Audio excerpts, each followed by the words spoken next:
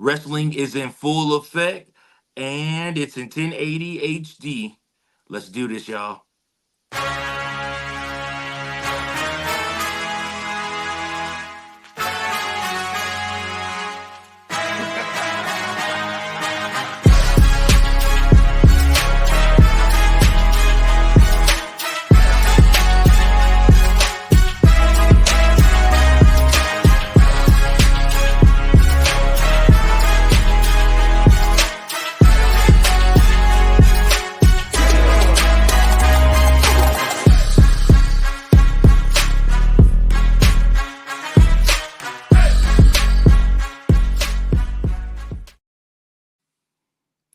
What's up, everybody? Hope everybody's having a good night.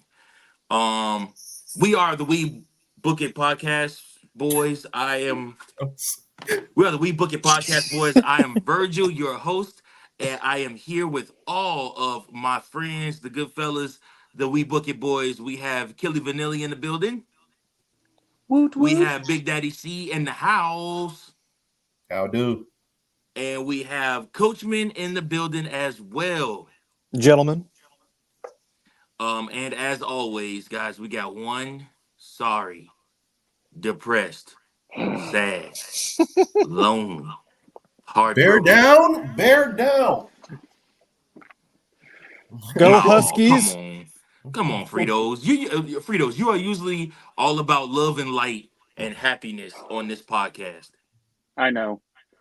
The football gods have giveth, and the football gods taketh, and they've taken a lot from me this week. They've taken Jordan Love and win. Fuck Brazil, by the way.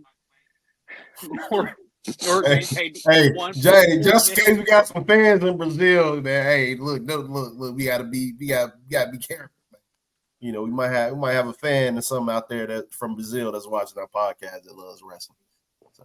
No, we say no business. We say he says it in jest. We all in fun. Mm-hmm. But yeah, go ahead.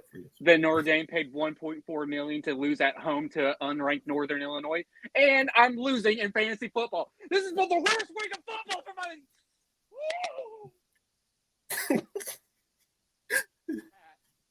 You know you mad when your voice just goes out. Just skip it. Skip football. Let's get to the wrestling. I'm ready. I need to take my mind off of this shit. He sounded like Paul Bearer there. Oh no!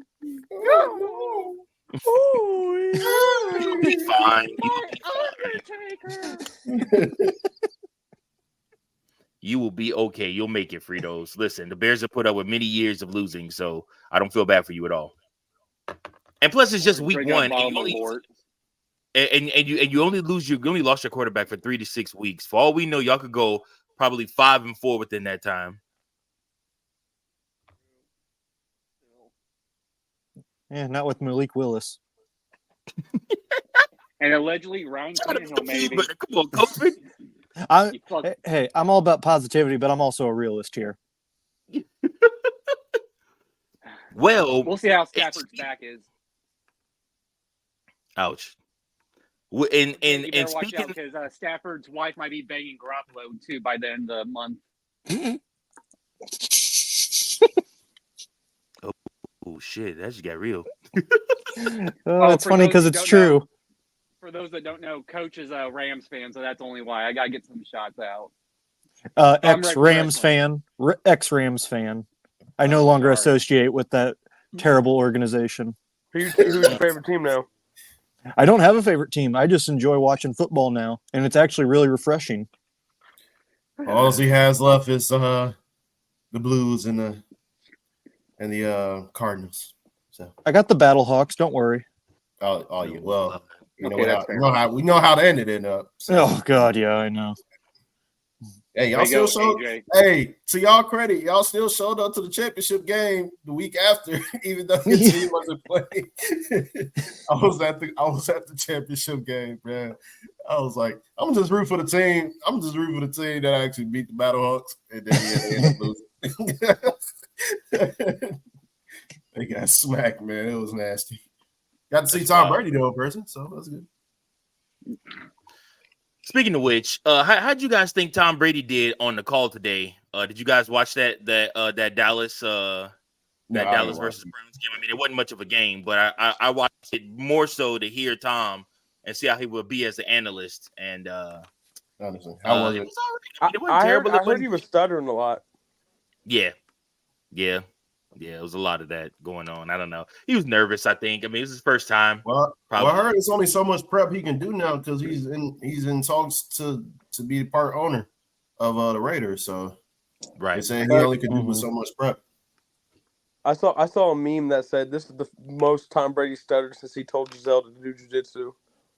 That's hilarious. God damn. That's crazy. That's wild. Got him.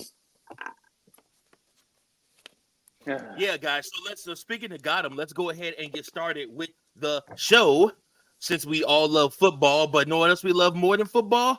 We love wrestling. So we're going to talk about wrestling. So first and foremost, y'all, this was another exciting week in wrestling. It also was the end of an era in wrestling, considering the fact that Fox no longer is the home of Friday Night SmackDown, which is so crazy to think about. It's been a long 5 years with that. But the first story we have to talk about is WWE booking, because we are the We Book It boys, running it back with matches we have already seen before. In this last week in wrestling, we just so happened to have not only one but two rematches booked for the upcoming foreseeable future. Next week, when SmackDown debuts on Fox, we will have a cage match for USA. the WWE. Oh, damn. When SmackDown debuts on USA, we will have a new steel cage match. I don't know if it's gonna be a new steel cage. It might be a used steel cage. Anyways, we're gonna have a steel cage match on SmackDown for the WWE Championship on USA on their debut on USA. I also have a surprise for you at the end of this topic about what I'm hearing about what also may be debuting when USA comes to. When SmackDown comes to USA. See, this is why we can't take weeks off, because I get rusty.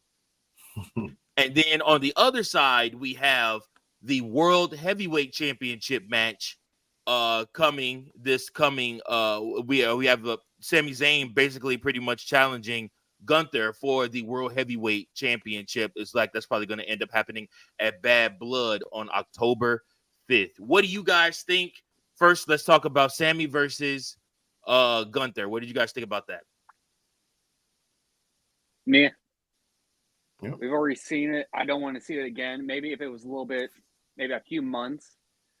But I mean, we already had that fresh one with WrestleMania when Sami took the IC title off him. I don't want to see them go back at it again, especially for the World Heavyweight.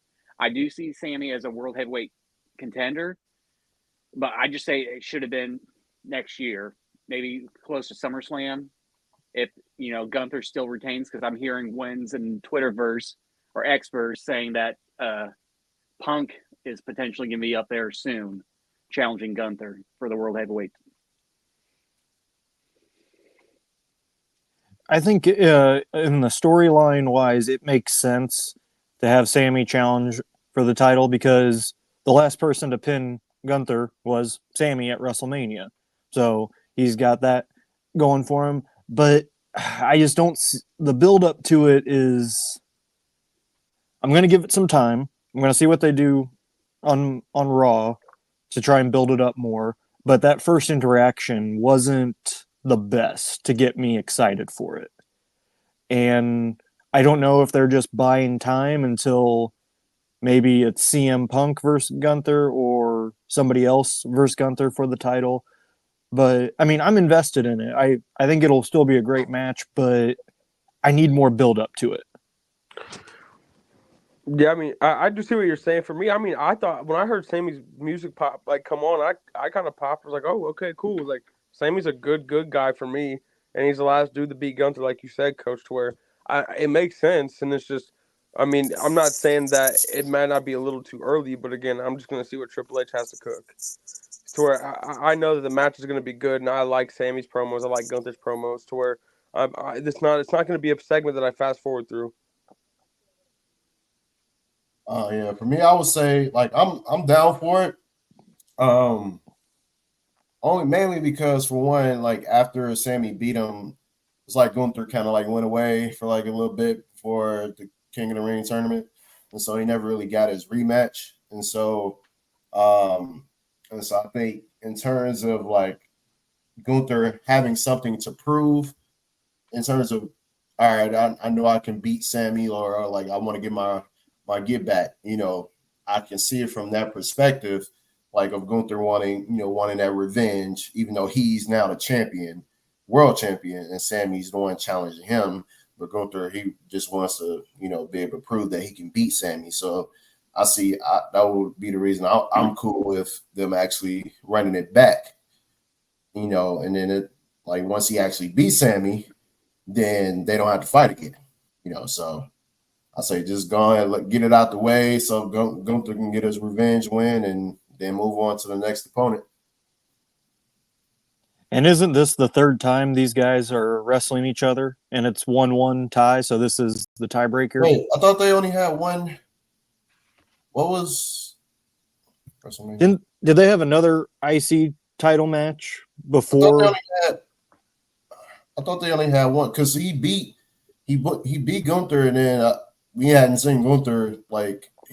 I think it was I believe it was during a Raw, because that's when they started to do the Chad Gable angle of him. Yeah, that's what Sami. I'm thinking. It was before WrestleMania. Mm-hmm.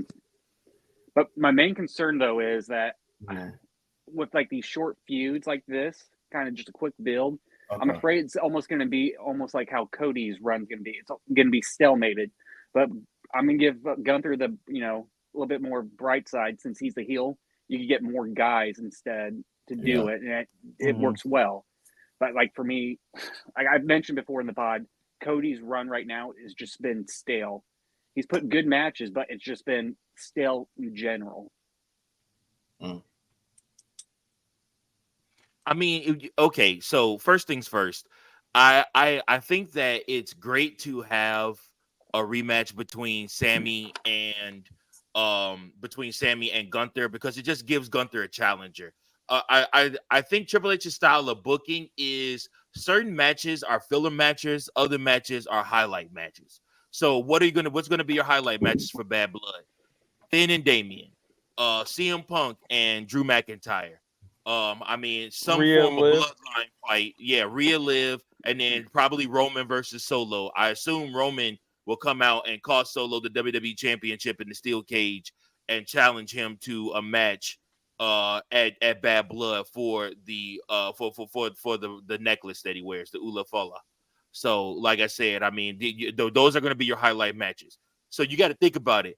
There may actually be a sense where your WWE Championship and your World Heavyweight Championship matches aren't even the highlight matches, because you booked so well and these guys have outperformed so well that there's so many other feuds that matter more than just the championship. That's when you know you're in a good spot booking wise, when the title doesn't even matter. The feud, and the fans care more about the feud. I mean, obviously the women's world title will be on the line probably in that Rhea versus Liv match, but outside of that, like I said, I mean, all the other big highlight matches may not be for a championship unless they try to do something where they do Cody Rhodes versus Solo versus Roman Reigns for the WWE Championship match in a triple threat, and Roman and Cody ends up pinning Solo for the title. Do you think he's going to book all those matches on a one pay-per-view? He books 5, and that's it. True, but they've been hyping up Bad Blood for 4 months now. They hyped up Bad Blood. It's in Atlanta too, so it's in Atlanta. I missed the 8-match pay-per-view. Don't get me wrong. I'm just saying that Triple H doesn't do it. Yeah. Is it just me? I miss brand exclusive pay-per-views, man. Like when each pay-per-view, like where you actually can like highlight all the feuds like for one show, and then have it be for the other show. Like we keep doing all these drafts and stuff, but we don't want to go back to the brand exclusive pay-per-views. Like I don't understand that. It's like it was just a thought of mine. Like I miss the brand exclusive pay-per-views. Like NXT has their own exclusive pay-per-views, but Raw and SmackDown don't. So like, I just found it weird. That's not necessarily a good comparison because NXT isn't split into two brands. Well, yeah, it's just like I just feel like, but if you're gonna have two separate, just with Raw and SmackDown, if you're gonna have two separate brands and you just did yet another draft, why not go back to having like brand exclusive pay-per-views and then just keep certain pay-per-views like joint pay-per-views? So like obviously the big four and then the overseas shows, make those like the joint pay-per-views, and then but like for the ones that's like not really that big, just like pick whichever show you want to make it, Raw, SmackDown, so like Bad Blood could be Raw or SmackDown's pay-per-view or something like that, or just something, or Backlash, WrestleMania Backlash could be, Raw, SmackDowns. So you only got 12 months in the year. You got the big four, and then you got the joint four, the international. Right. Like I don't necessarily want to see a pay-per-view a month. I like how it's spread out. For at least for me, I feel like it makes sense to where I don't know if there's room for that. And for the most part, I feel like one brand dominates how many matches are on one card than the other for the most part. I feel like if you look at the. You said what? I said usually it does. That's how Triple H books it. So like, if it's SummerSlam, WrestleMania, Survivor Series, something like that, usually like he'll book it where one brand will have predominantly more matches depending on where that feud is going. Like you'll always see the WWE Championship at every pay-per-view, but you may not see the US Championship. Like there was no US Championship match at the Bash of Berlin. He had him defend it the night before and on SmackDown, which is good because you still highlight the title and you put it in the main event spot, so it makes sense. It looks good. It still looks strong, but yeah, I mean, I don't know. What do you guys make of Cody and Solo and a rematch for the WWE Championship that is coming on the first episode of SmackDown on USA? Well, I want to see it. Okay, Anderson in the cage and Roman's going to come back and interfere. Like, I want to see it, but nobody else does. Like, so it's like, you can't just book for me. Like, you got to book for everybody. And then Solo got no pop when he said, Cody, I accept. And crickets. I don't think I've ever heard that, like, ever. Like, that was bad. And I just don't know what they're going to do. And like I said on a previous episode, I don't think Solo is meant to be taken seriously, but this is getting out of hand. It's for those who are like anime fans. I don't know other than Big Daddy C. To me, it's a filler episode. That's all it is. I was just thinking that, Frito. I was just thinking that. It's just a filler match till we know what the main event's going to be. It's Roman and Solo for the Tribal Chief. Then eventually it's going to be Roman and The Rock eventually, hopefully, set up for WrestleMania. Who knows with The Rock's schedule since it's so busy. But that's what it is, because they're probably still working out who's going to be Cody's next opponent and just to set up more Roman stuff.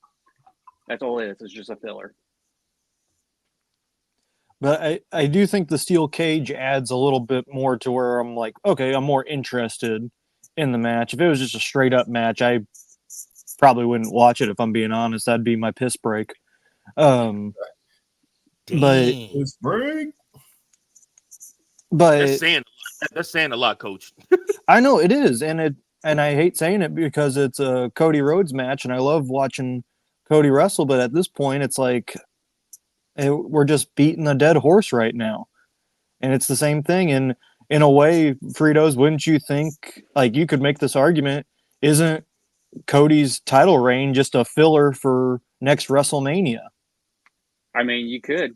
It's been stale after the whole 3-week Cody happy parade that they did for him. Way to finish the story parade. It's just been that. The feud's I would say after. rebuilt. Yeah, I'd say after his matches with AJ Styles, it's just been And it's frustrating because it shouldn't be like this. Well, how should it be then? Who should they book him against? Well, who did it?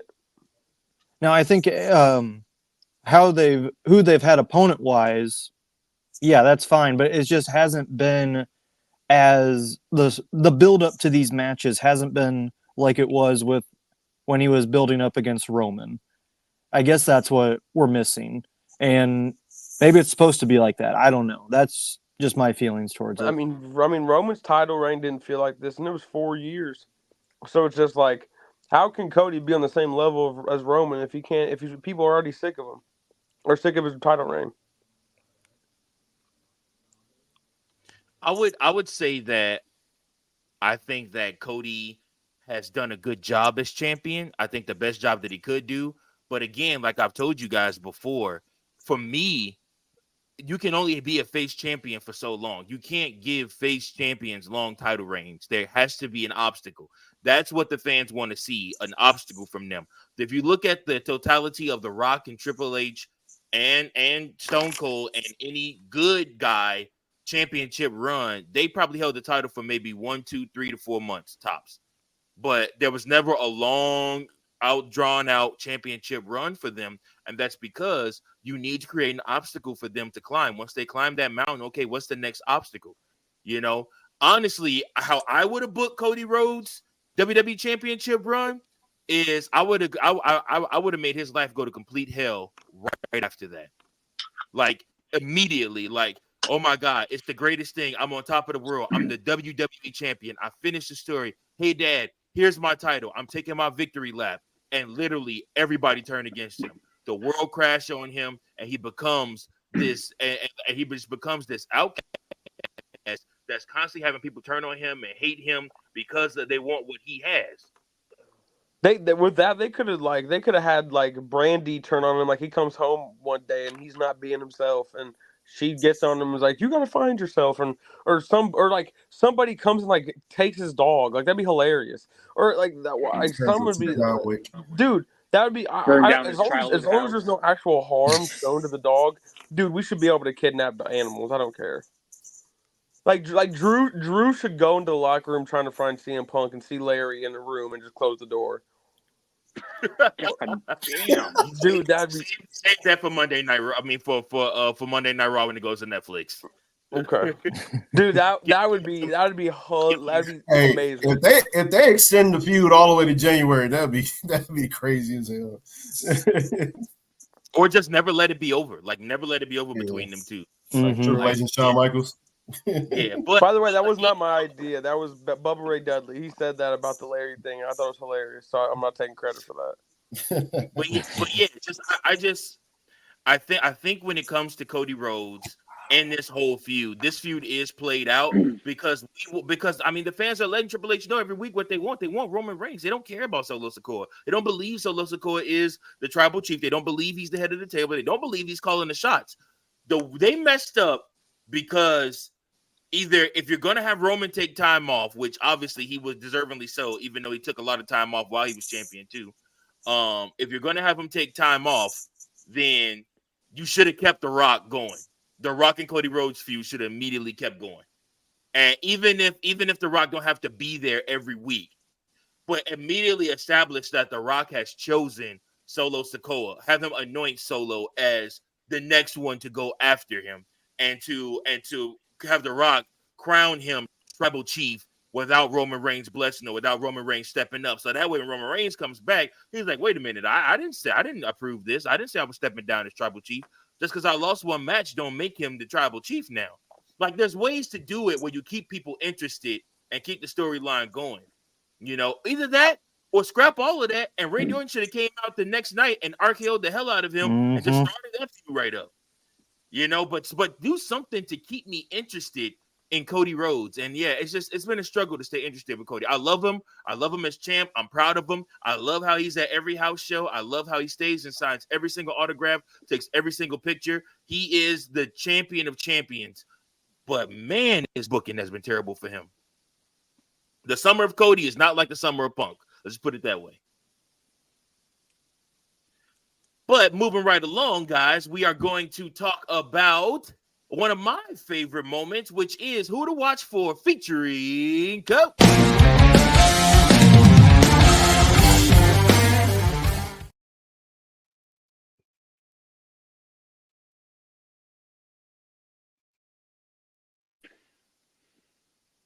Am I good now? Yep, you good? Yes. All right. Okay, so for this timeout, it's on Verge. Sorry, guys. Hold on. I am sucking up a storm today. Pause. full Diddy. Solo laid out. There we go. Boom. All right, go ahead. All right. So, as I was saying before I realized my mic was still muted, we have an obvious choice, and then we have a surprise choice today for who to watch for. I'm going to start with the obvious, and we're sticking in NXT in the women's division. Julia making her debut this Tuesday against Chelsea Green. Now, a lot of people were cutting her. They weren't saying some good things about her because of how the camera angle was when she kneed Chelsea Green in the face. That's on production. That's not on her, because I guarantee if she actually did connect, Chelsea Green would have a broken nose. And then you'd all be saying, oh, well, she's not ready for WWE, blah, blah, blah. Let's cut her some slack. Let's blame production on that one. And let's see how she does on Tuesday, because I have a feeling it's going to be a really good match. And even if it does get too physical, they picked the right person in Chelsea Green, who is known for being a safe wrestler. I mean, she took a freaking ladder spot in the women's Money in the Bank match. I think everything's going to be just fine. Now, on the men's side, I'm going over to AEW, and this one's a surprise one. I'm talking about Mr. Will Yuta. And the reason to watch for him is because if you saw AEW's pay-per-view last night, you will see that the Black Bullet Combat Club betrayed Bryan Danielson. And during that, Will Yuta was telling everybody to stop beating up Danielson. So my question is, what is going to happen with Will Yuta? And that's going to have to be answered on either Dynamite, Rampage, or Collision. So we'll have to stay tuned for that. And those are my wrestlers to watch for this week.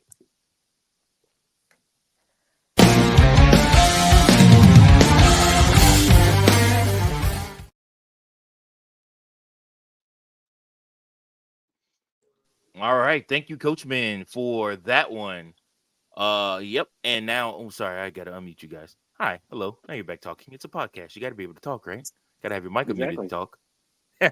Speaking of which, let's move them right along, folks. The next spot we want to talk about is the WWE finally making LA Knight look strong. I don't know about you guys, but I finally feel like LA Knight, he hasn't looked this strong since he was going up against Roman Reigns and he cut him off. He cut Roman Reigns' entrance off before he even made it down the rampway.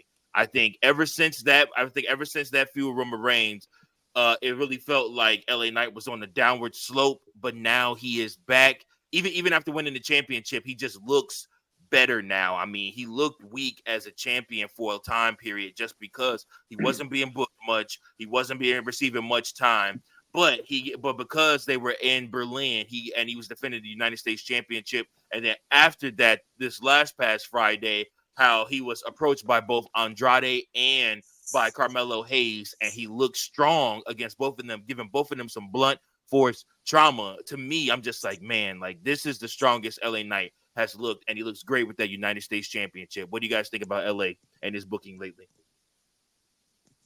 I love it. I mean, ever since he's won the title that, I called Booker of the Year, just letting you know, even though I'm super depressed.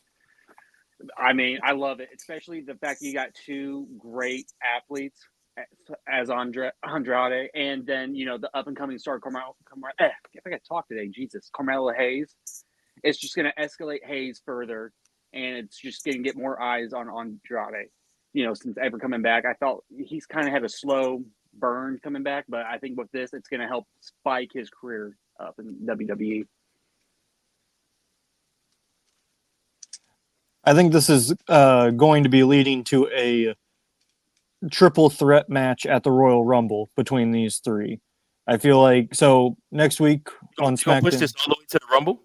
I think so. I think they're going to push this because you have Andrade versus Carmelo next Friday. Winner of that faces LA Knight, which I'm going to assume is either the SmackDown before Bad Blood or after Bad Blood, or even at Bad Blood, but I doubt it with how we know Triple H books pay-per-view or PLEs. I feel like whoever wins that. So let's say Andrade wins against Carmelo. Carmelo is going to cost Andrade LA Knights, or is going to cost Andrade the title. So LA Knight retains. Then he gives Carmelo his shot. Then Andrade costs Carmelo his title shot. And then by that time, it's going to be after Survivor Series. It's going to have to lead into the Royal Rumble.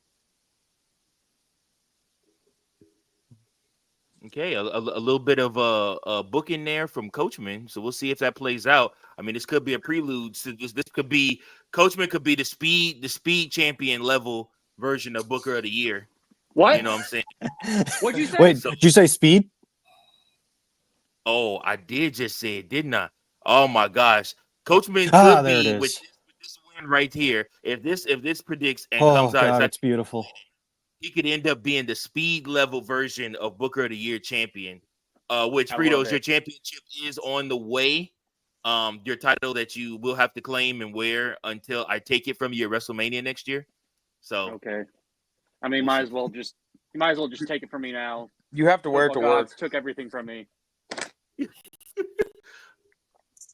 wait, okay. So C turned back around now in the seat so we can make sure he, is able to enjoy and see how beautiful this championship is. Look at that belt. Andrade proudly wears that belt right now. It is gold. Look at that gold championship belt that he wears around his waist. He His wishes first- he didn't have that title. I'm sure he does, but still, he has it. This belt, he has to wear it. Triple H said, Andrade, I'm going to give you the speed title. No, he said, I'm in his new contract, you're guaranteed a title. He just didn't specify which one. You fooled me, Paul. Paul, you fooled me. Yeah, he loses money in the bank, and he's like, what the hell? What? I thought I was supposed to win title. Charlotte made them put it in his contract clause that he wins the championship immediately upon arrival. Oh, which by the way, Charlotte and Jimmy Uso have both been cleared to return, so they should be returning within the next month. Hot take: LA Knight is a better babyface champion than Cody Rhodes. That's not a hot take. That's not a hot take. Yeah, Okay. Yeah. I don't think it's because of booking though. Ooh. Okay, what is it? I think I've said it before. LA Knight does not come off as a politician. You want to cheer LA Knight more than you want to cheer Cody Rhodes. Again, LA Knight comes out with sunglasses and a fucking vest, dude. He's freaking. Oh, whoa! That's all right. We get one. We get one. Okay, I took the one. He comes out He with said sunglasses, a vest, and different Jordans or Timberlands, and he's always like, he's cool. Cody Rhodes is not cool. He looks like a douchebag. I can never get over him saying, Samantha, say my name again. Like, what babyface does that? It's like he forces Samantha to ask Samantha to say his name more than he does Brandy at this point in time. Brandy probably does it. I don't. Cody does not go down the right road, probably. Say my name. I think LA Knight is easier to hear. He's more believable. He loves him some sisters. That's one good. Hey, no, that's what is it like? I see all the memes of like Cody wearing like an African hat. It's hilarious, dude. It's hilarious, dude. But no, I do think that. Oh my goodness, excuse me. I do think most of the reason why LA Knight's a better babyface champion than Cody is because LA Knight's an actual babyface. Cody Rhodes is meant to be a heel or a tweener. He's not supposed to be this dude that he is working, but dude, it's fizzling out, dude. It's starting to die off. He's got to do something quick before he becomes like, it was cool, but another Daniel Bryan. Dang, you give him Daniel Bryan status or Bryan Danielson status? No, I'm talking Daniel Bryan. I don't know who this Bryan Danielson fella is. Hey, it's like how I am with Edge. I don't want to call him by his real name. I call him Edge Copeland. Edge Copeland.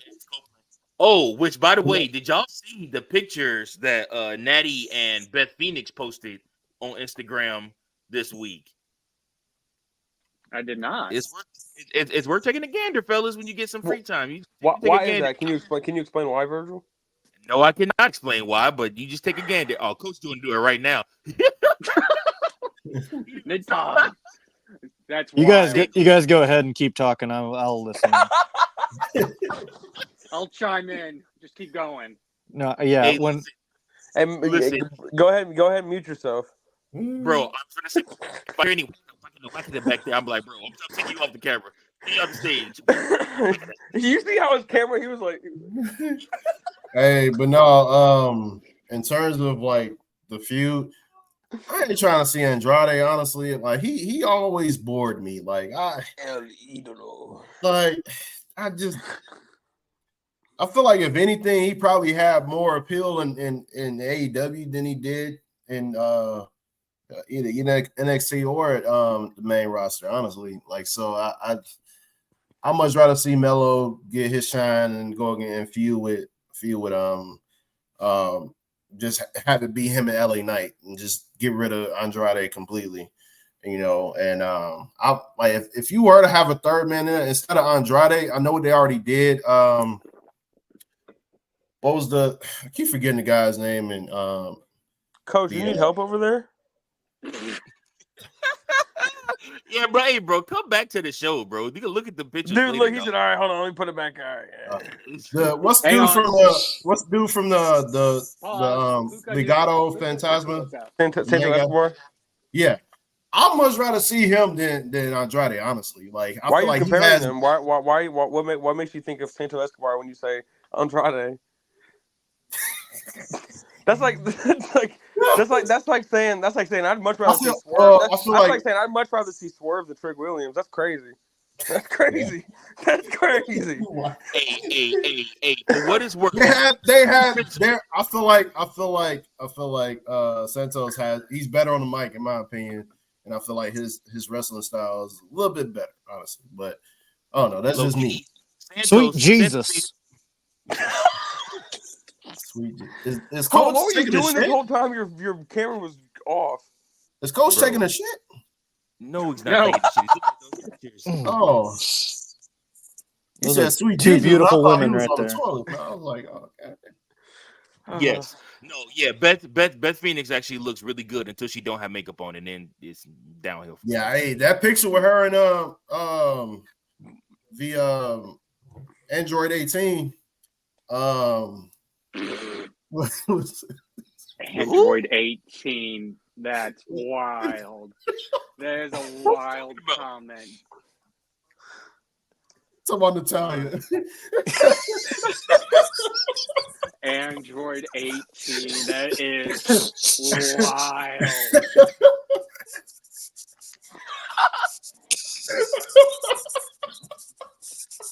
Just because you talk crap about my girl Natalia, I'm putting this T title on.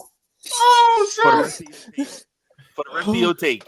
Yeah, no, that picture of her and Android 18 was nice, so I ain't gonna front. Give him the 24/7 title.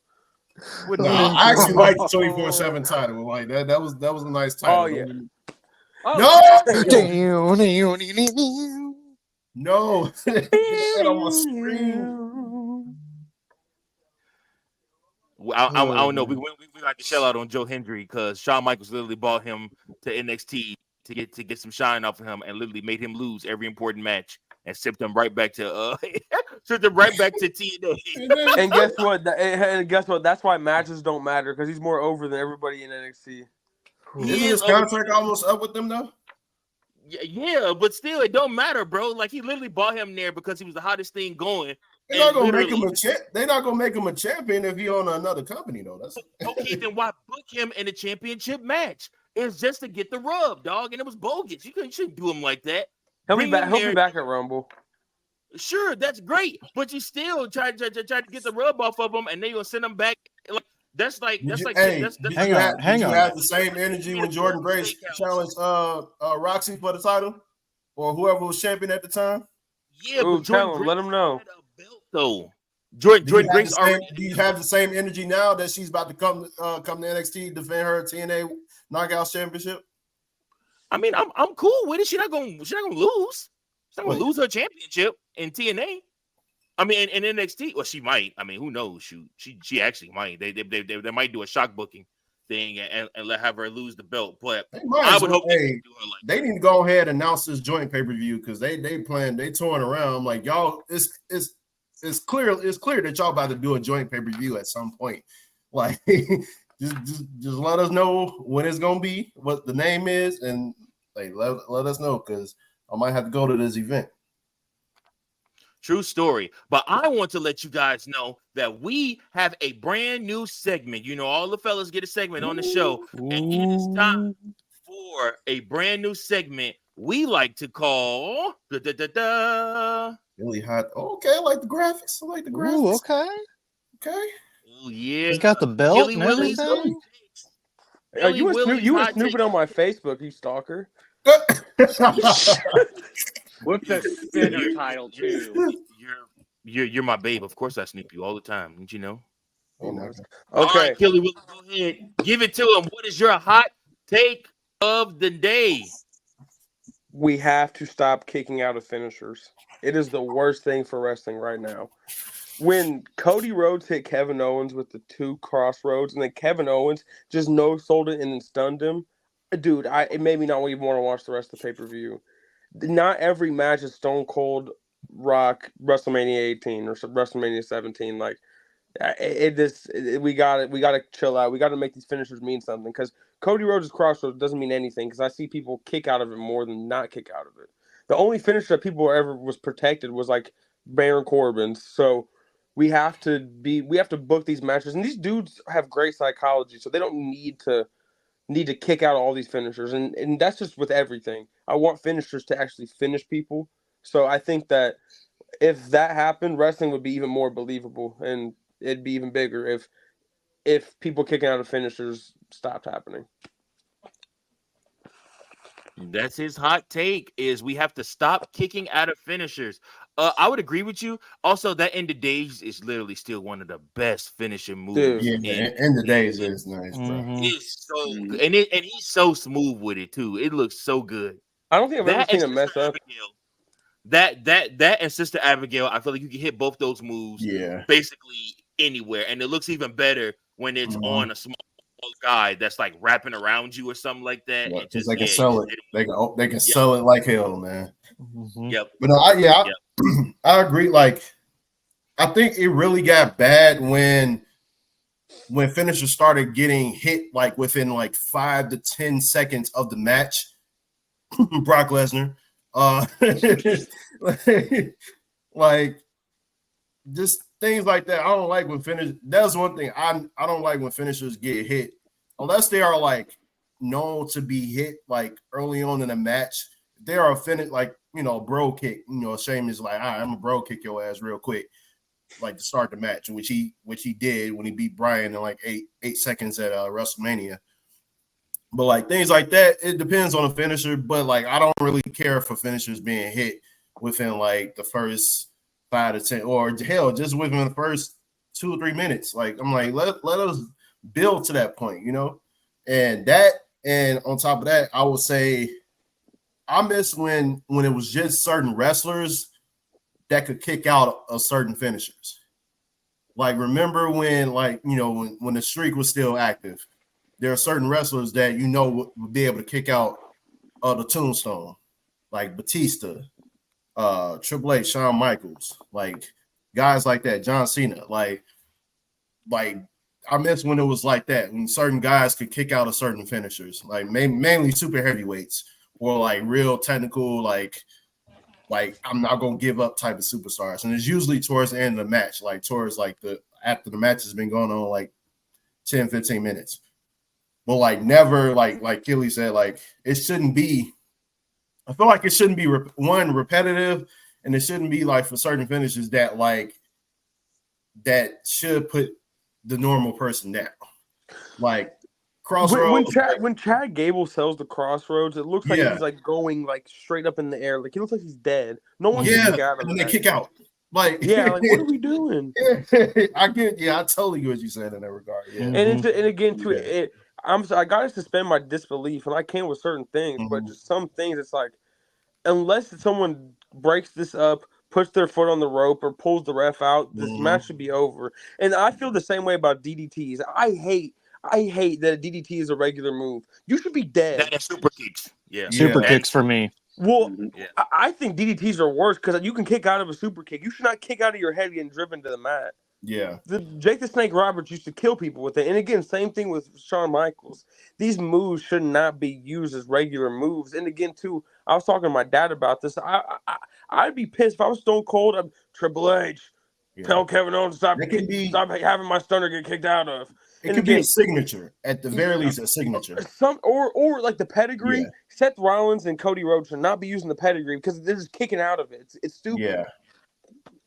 Yeah. Because now it makes the wrestling 20 years ago not seem as because dude got hit with one finisher and he kicked out. He's weak. No, it's just we build the finisher, and to where when we see a finisher get kicked out of now, we're like, oh my gosh. Now it's like, oh my gosh, he got pinned by a finisher. That's my reaction. I'm surprised when somebody doesn't kick out.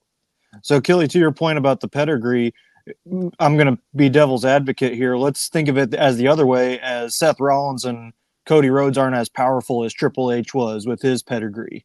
Maybe you could go that route as well. I mean, I guess, but again, it just then I could use the same thing with the super kick. No one has a super kick like Shawn Michaels to where everybody can just do it now.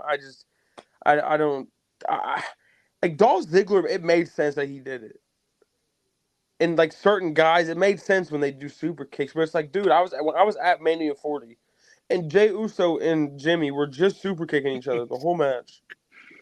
And we were keeping track of that. And again, what I told my dad was, I was like, dude, they missed the ball so much in this match. This should have been a brotherly love Philly street fight. Oh, genius. Dude, like, what are we doing? Oh, we should have had a brotherly love Philly street fight, dude. You couldn't have had a bad match. Right. Oh, had they botched that? Man, that's genius. What I'm saying, like, dude. And I thought of that going. Damn it, Triple H.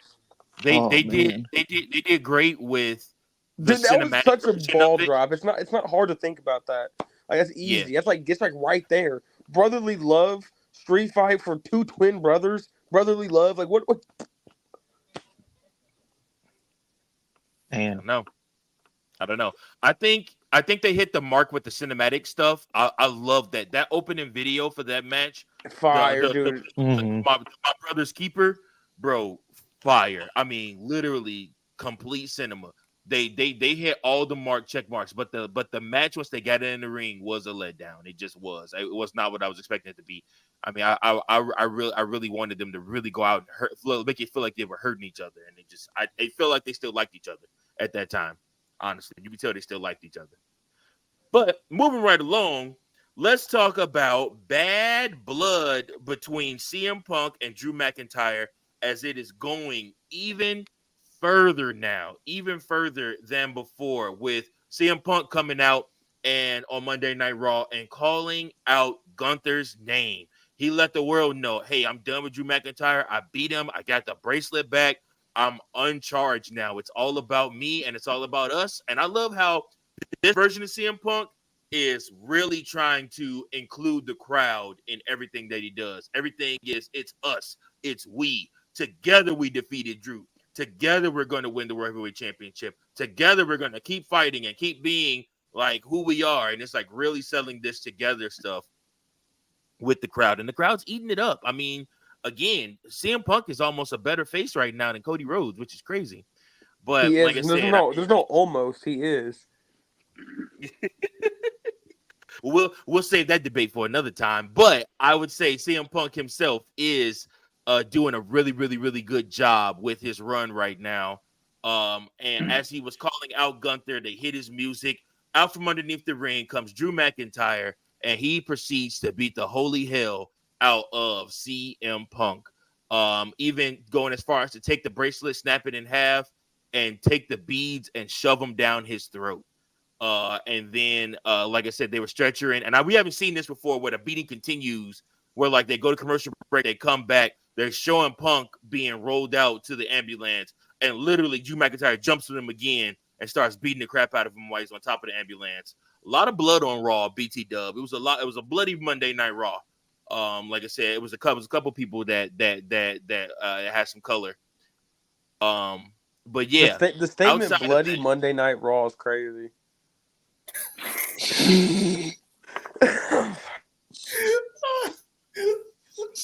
Well, Killian, since you wanted to interrupt me, you go ahead and tell me what you think is going to happen next with this feud. Well, I took an L in the last prediction. I thought Drew was gonna win the strap match. He didn't. Fine, but they're doing a good job about bringing the match, keeping the feud going. Sorry, I'm trying to refresh from the last thing I said. I'm sorry. But no, I kind of hope Drew wins just because I think Drew this last year has been the best in the world.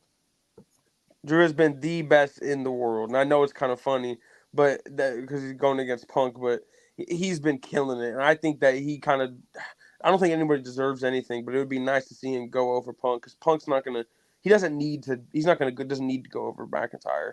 He can still, but if they want him to go after the title, then he's probably gonna have to beat McIntyre. So he's gonna beat him at Bad Blood. I just hope the match is really good because Punk matches are great. Punk is one of the best psychology wrestlers ever. He's right up there with Bret Hart, Triple H. Like I get lost. I just watch his matches. It doesn't seem phony when he wrestles. So I'm really excited for what they have going on. Either way, whoever wins, I don't care. That's how good the feud is. I mean, if the rumors are true going around, it's gonna be a Hell in a Cell match, which it's gonna be fire after that strap match. But that Monday night was wild. Shoving the beads down, then hitting him, then going out and on the stretcher, nearly gouging out his eyes. I had flashbacks of the Mountain killing the Red Viper and smashing his head in from Game of Thrones. This is probably my favorite feud going on this year, and I want more of it. Honestly, if they keep giving us more moments like this. Yeah, y'all watched it. I knew it wasn't over. Clearly, I mean, we all talked about it a while back. And so when Drew came out there, I was just like, man, they really setting this thing up. I'm like, we got a while before Bad Blood, but they based on this rivalry, this is the best rivalry going right now. So you might as well, just milk it.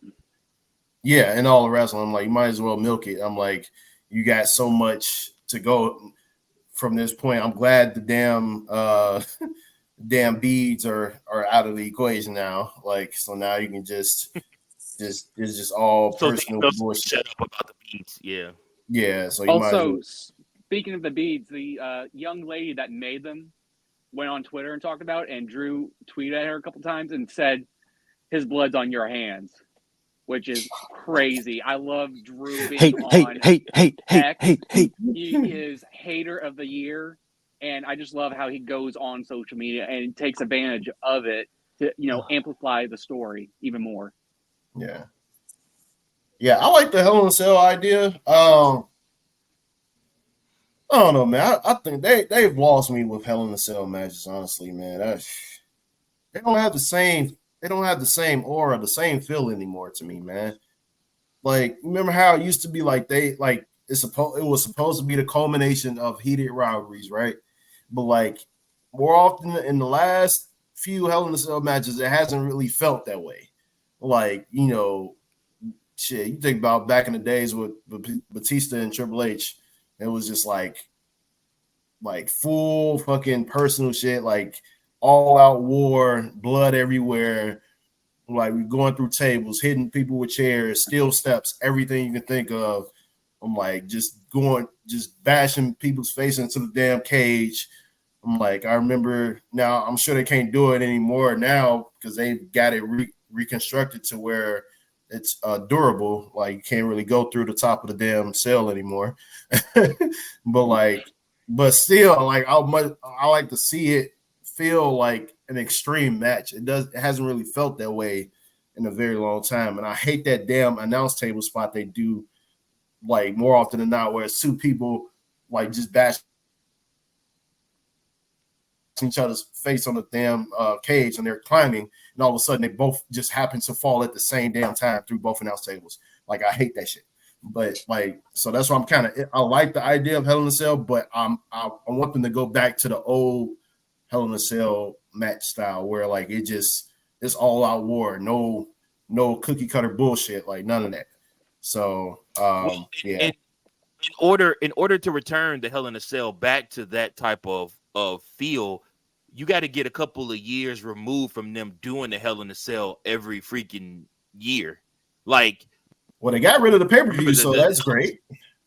So yeah, the Hell in a Cell match was, like you said, meant for when like it's just getting real. Like it's okay. Like there's no other way to get over what we got going on outside of us going to hell with each other. So right. I mean, like I said, that's what made it good. Triple H, Shawn Michaels, Triple H, Batista, Randy Orton, Undertaker, matches like that. Like I said, like it needed to go there. It had to go there in order for it to make sense. But like I said, I mean, even Undertaker, Edge, everything they went through. Yeah, you know, mean something. It don't mean anything anymore. Yeah. Agreed. Coach Man, what's your thoughts on Punk and Drew McIntyre? Well, maybe this Hell in a Cell match can kind of bring back that feel because of this type of rivalry. And I don't see these two guys as guys that are going to try and do crazy spots outside the cage or anything. I feel like they're just going to start beating the hell out of each other. So I think maybe that's, and if you remember, I don't think Triple H has booked a Hell in a Cell match yet. So maybe we'll see how it looks with his first time booking this. And then it might have that old time feel of, okay, this is the only way we're going to solve this. We're going to use everything in this cage, not going to get outside of it, not going to try and climb up and go through the announce tables. If anything, I'm going to send you through the cage to the outside, not just climb up there or anything like that. Yeah. So that's kind of my hope for this match. And also, shout out to Joe Tessitore for calling it like it is. When Drew McIntyre attacked, he just said, "That's Drew McIntyre in a hoodie." Guaranteed any other announcer goes, "Who is that? Who is that? Who is that? Oh my God, it's Drew McIntyre." Right. Where he just straight up goes, he just goes, "That's Drew McIntyre in a hoodie. What's he doing here?" But Virgil, do we have a segment for Joe Tessitore today? No, but you can give him his flowers right now. I was about to say, hey,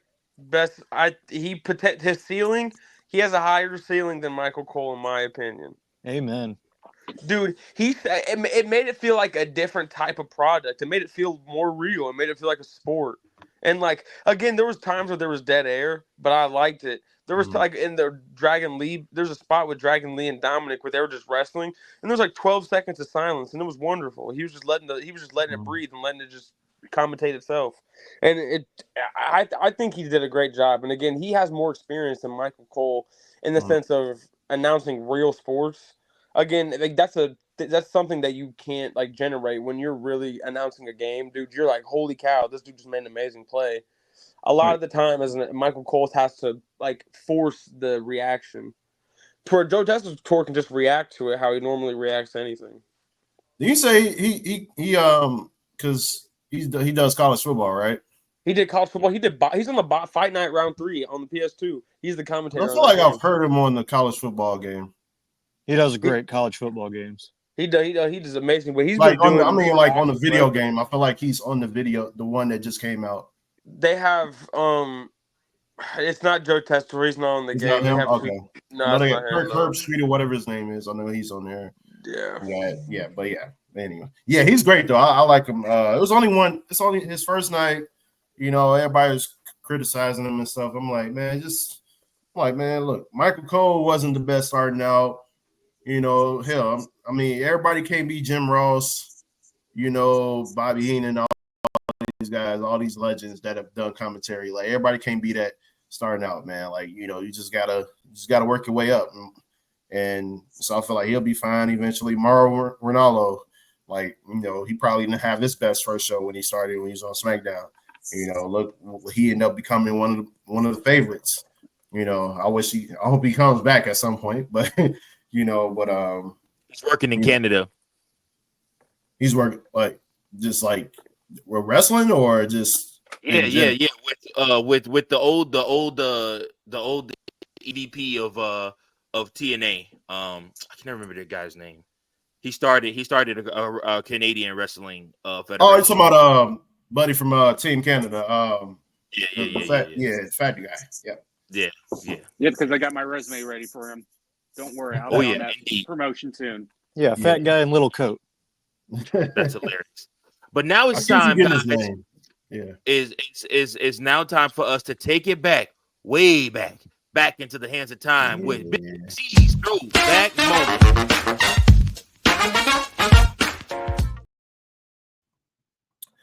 All right. It's funny we've been talking about like old matches and like referencing old pay-per-views and old like style matches. So I'm gonna take you back to 2001. The Alliance era.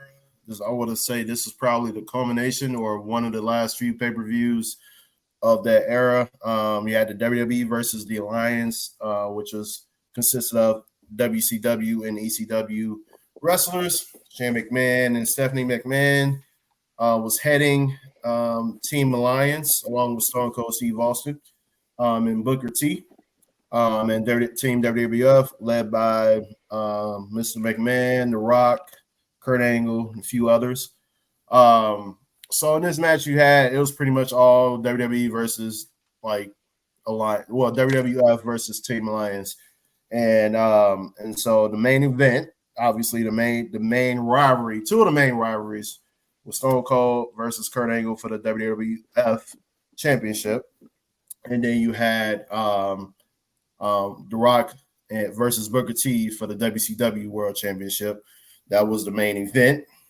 So basically these two matches, man, like heated, just straight up heated. Kurt Angle and Stone Cold himself was already a heated rivalry. And then you throw in the whole Alliance versus WWF. Like it was just completely heated. The match back and forth. Like Austin basically beat the hell out of Kurt Angle most of the whole match. And Kurt Angle had started to get the upper hand.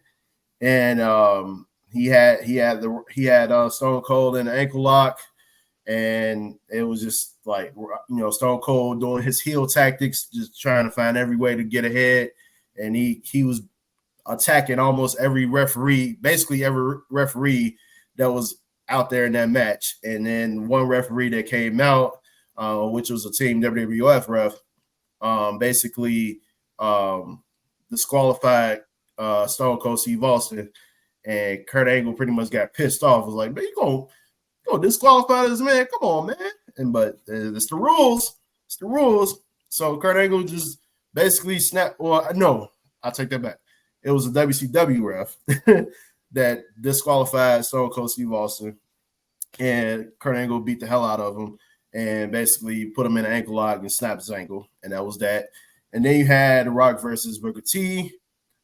Back and forth match, heated rivalry with them two. They were like pretty much the center points of the Alliance rivalry. And so back and forth, Rock and Booker T just exchanging blows. Shane McMahon got involved with the damn steel chair shot. Then here comes APA, Bradshaw, Farouk come out there, boy. They chasing Shane McMahon around the ring, and all of a sudden he gets met with a clothesline from hell by Bradshaw, and then that was that. And then he interfered one more time, and The Rock gave him a rock bottom, and that was it for Shane McMahon. And then Booker T gave The Rock, gave him the goddamn scissors kick, and he was celebrating with the spinneroonie. Rock did the kip up, rock bottom, 1, 2, 3. It's over with. Everybody celebrating. Team WWF is celebrating. And that was a win for Team WWF for that night, for that pay-per-view. So if you ever get a chance, go back and watch that entire pay-per-view. That was actually the first pay-per-view I ever owned on DVD. And that pretty much sparked a lot for me, in terms of like having a DVD collection for wrestling pay-per-view. So yeah, go back and check out that just the whole Alliance era and that pay-per-view, as well as I think you had Invasion and a couple other pay-per-views within that time frame too. So yeah, that is my throwback moment of the week.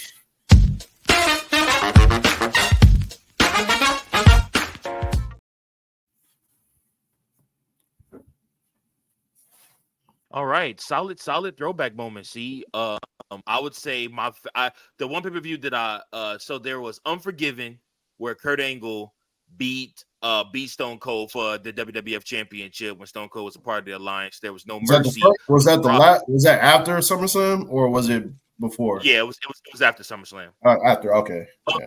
Unforgiven was in Pittsburgh, in Kurt's hometown. So that's right. Everybody got in the ring and like cheered him on and everything like that. Then William Regal screwed him on Raw. He lost the WWF title. They went to No Mercy, had another match. That match at No Mercy was a triple threat with Rob Van Dam. This is when Mick Foley had become the WWF commissioner again by Linda McMahon. So like I said, it was a good time. That whole 6 months, it didn't go how it was supposed to go. It wasn't really WCW versus WWF like you thought it. It was really WWF guys, top guys, but it's still very much worth a watch back. Like Stone Cold did some of his best comedic work. I mean, this launched the what chant. You know, like I said, Deborah taking Deborah's cookies, where she took their pan of cookies and smacked them upside the head with the pan of cookies, and he's like, Deborah, I'll eat your cookies. Look, Deborah, I'm eating the cookies. Or like I said, and it's a lot of good moments in that Invasion era. I think that was some of Stone Cold's best work, where he didn't just have to be like a butt kicker or anything like that. Like he actually like showed. That's what the name of it was. I kept saying the Alliance era, but like it's really the Invasion era. Yeah. Jimmy Crack Corn and I don't care. Jimmy Crack Corn and I don't care. All right. I got a little bit gold. Speaking of which, favorite moments, I need to know from you guys, now that the SmackDown era on Fox, which I believe debuted in like 2018, 2019, it officially comes to an end as of last Friday night. Fox is done with WWE, just didn't get the returns it thought it would get from the commercials and things like that, and the viewership and everything. So yeah, the Fox is out of the wrestling business and gonna go back to regular sports.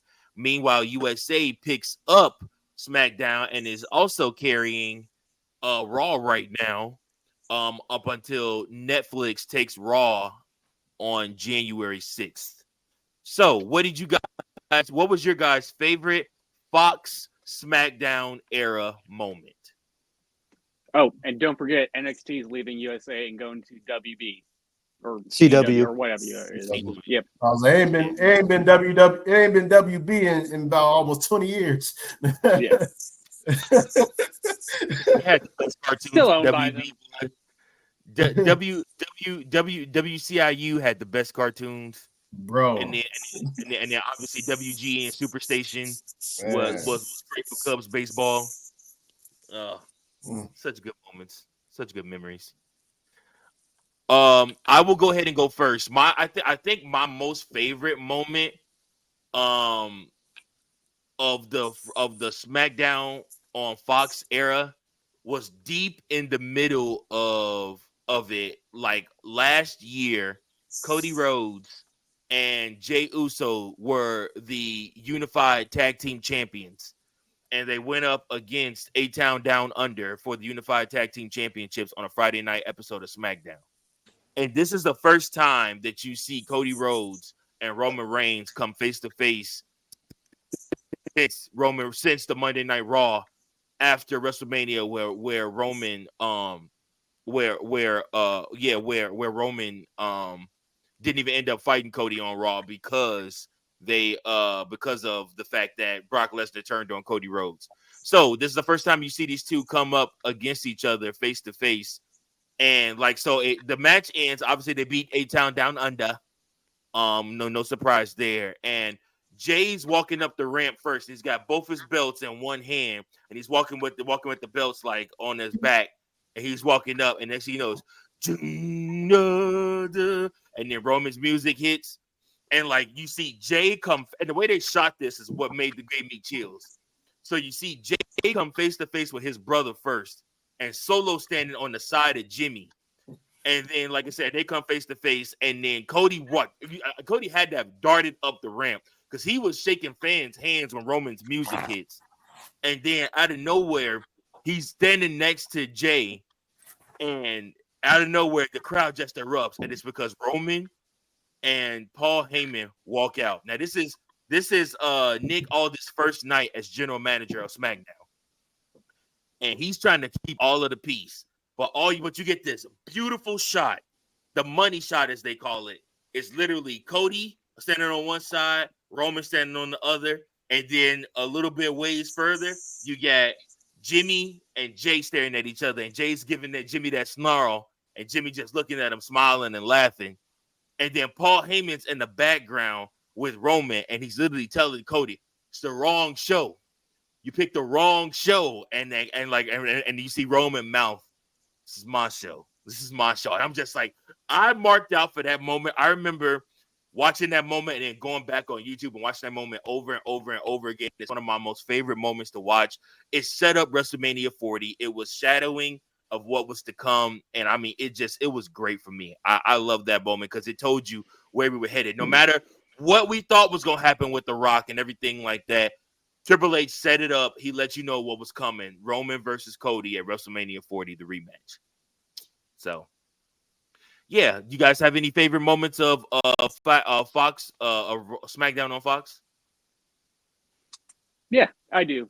So it's the very first episode in 2018 when the man Becky Lynch came out in The Rock. Not so much the moment. It's more what I did. When that first episode aired, I was out in a bar with my friends, ordering pizza, eating chicken wings, drinking beer, getting drunk. All my friends and everyone else in the bar was saying, "Change the channel. We don't want to watch wrestling." I'm there like Jon Snow by myself, defending, keeping this one single TV with like 3 other TVs on, keeping wrestling on, defending it, trying to watch it. And throughout the 2-hour time span, I had that on throughout the whole night. So that is my favorite SmackDown moment from Fox. That is hot. That's hot. I was not expecting you to take that route. I Yeah, thought you were going a different route, Fritos. I forgot about that moment on that episode. I thought he was. I really thought he was going some. Yeah, the main event. I was like, please do not say anything about the main event because that's what happened in the main event. I came close. Oh gosh. No. Don't get C started on the main event of the first SmackDown. I don't blame him. Jerk, I really don't know. Brock Lesnar squashed Kofi Kingston for the WWE. Oh, that was that episode. Oh, that was one of the best main events in SmackDown history.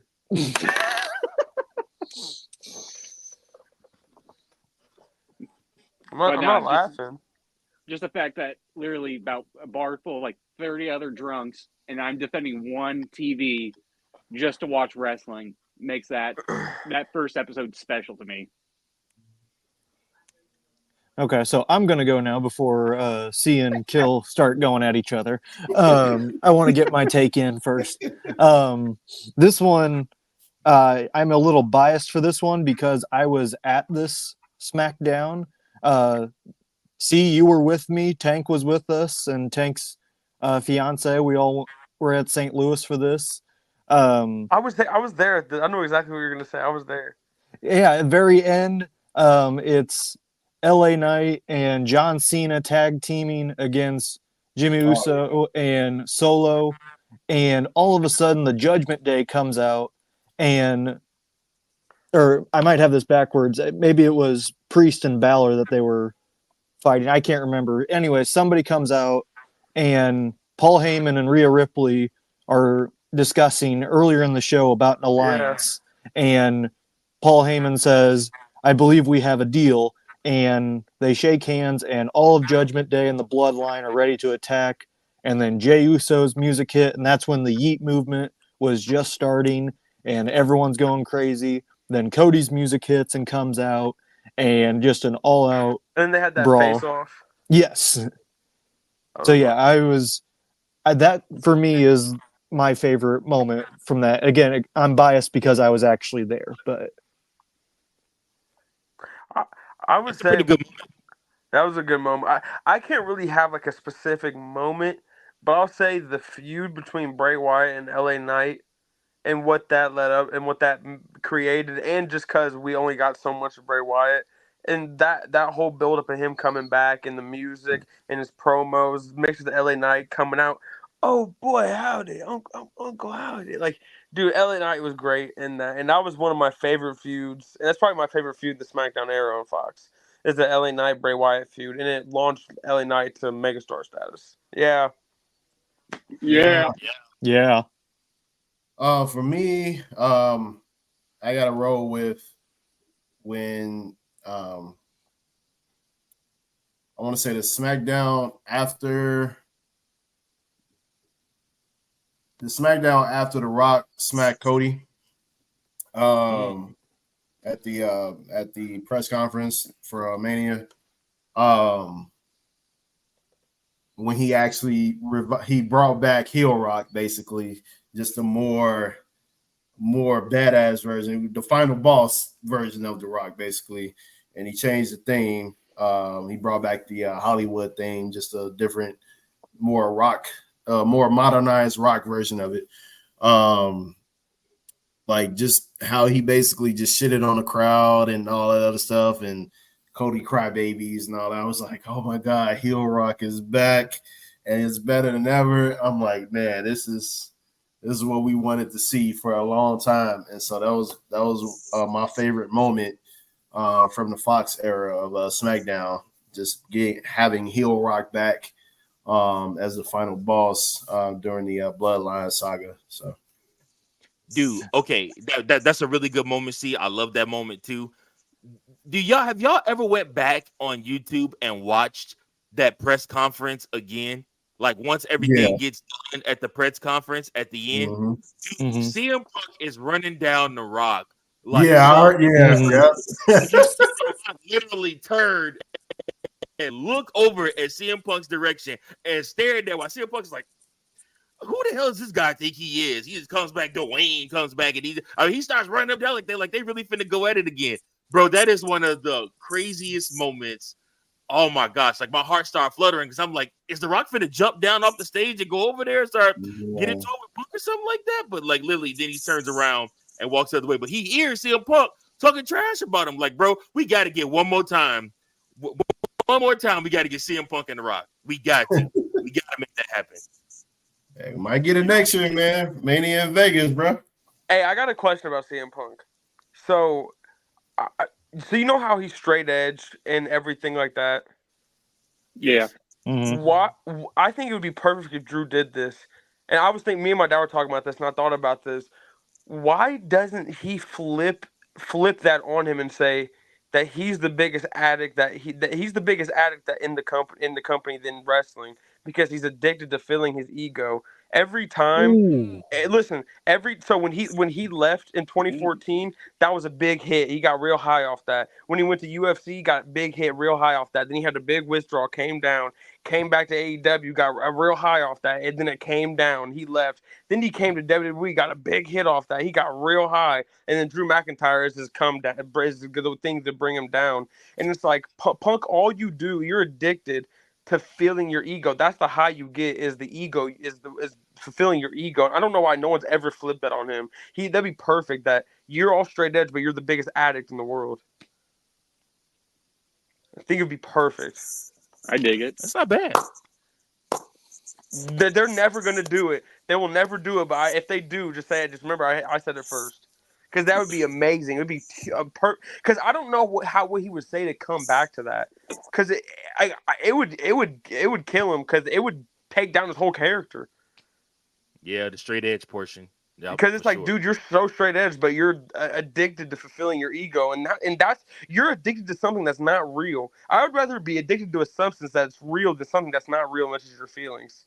And it's like, dude, you could go so far with it.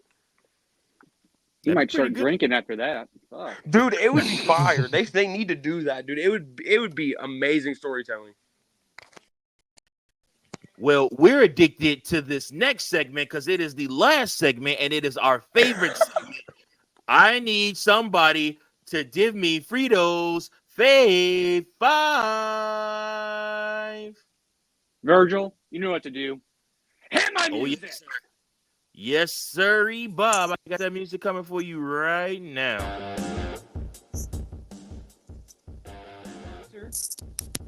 Sponsored by nobody. Then you see this? I got the metal can. I'm depressed, but guess what? 6 milligram wintergreen's going to cure this depression. Oh, at number 5, I've got Braun Strowman nearly getting killed by a 400-pound man jumping on top of him in the car and winning to be in the IC title Fatal 4-Way. I'm looking forward to this. At number 4, I've got Joe Hendry. The fact that we've got another wrestler from another promotion coming in, main eventing No Mercy, even though he lost, I've still got high hopes he's coming back shortly, back to WWE. At number 3, I know you guys say don't do this, but I got this only based on storyline. Damian Priest, Jey Uso, and Rhea. Just the fact how everything worked out from Rhea being injured and they couldn't do another match with Rhea and Damian and Liv and all that, and they had to get another partner. And so, getting the mullet Yeet Man. And just how Jey compared Damian to his storyline from earlier. How everyone hated him and had no friends, but they worked together. And their match was extremely good. I potentially see them maybe taking the tag team titles off of Judgment Day. Then at number 2, I've got Drew McIntyre. Taking the beach, shoving him down Punk's throat, kicking him in the mouth, then nearly smashing his head. I am looking forward to this feud going in Bad Blood. Then at number 1, the Hangman Adam Page. From burning down Swerve's house and their match at All In, All Out, whatever it is. I apologize, I missed the pay-per-view. I was in Champaign. But just from all the crazy spots of slamming Swerve into that cinder block, then hitting him in the head with the, syringe needle. It was a crazy match. And that has been Frito's Fade 5. Yeah. Yeah. Yeah. Yeah.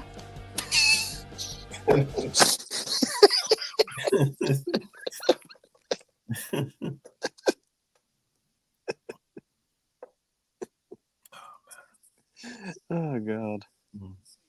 You're mute. Hey, Mike, we can't hear you, brother. But I'm glad that you didn't hear me, because I could rephrase that, because that was kind of a little harsh. But yeah, Fritos, I'm just go ahead and give you a C+. Sorry.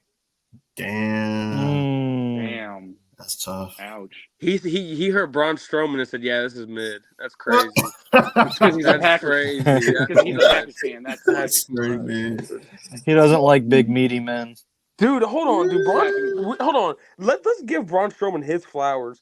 He walks. He has to walk like this because his knees are so messed up. But he's still running. He did a drop kick on dude. Dude, he's badass.